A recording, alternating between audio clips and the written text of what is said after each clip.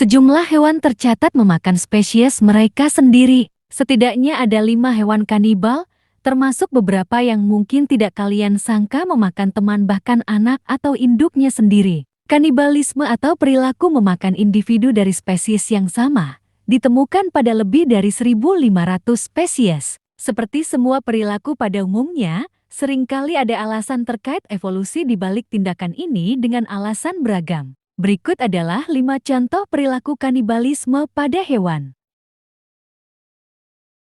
Pertama, singa. Salah satu spesies yang membunuh bayi dari jenisnya sendiri adalah singa. Singa jantan biasanya akan membunuh anak singa yang bukan miliknya. Cara ini memungkinkan singa jantan berkembang biak dengan induk singa lebih cepat. Kadang-kadang, meski tidak selalu terjadi, hal ini melibatkan kanibalisme. Kedua, simpanse. Meskipun termasuk hewan herbivora, simpanse kadang-kadang menikmati makan daging, berburu monyet dan babi hutan. Yang mengejutkan, makanan mereka terkadang bersumber dari spesiesnya sendiri.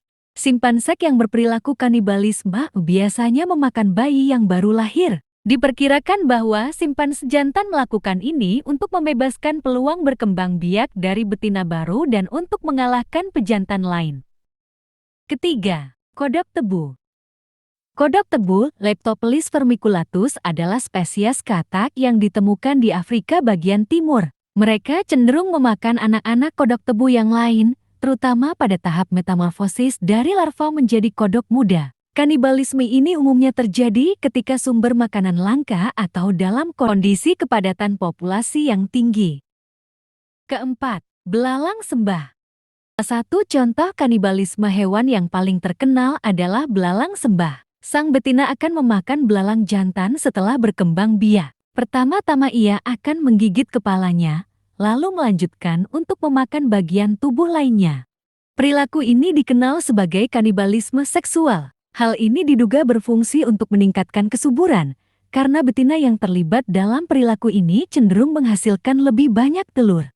Kelima, beruang kutub.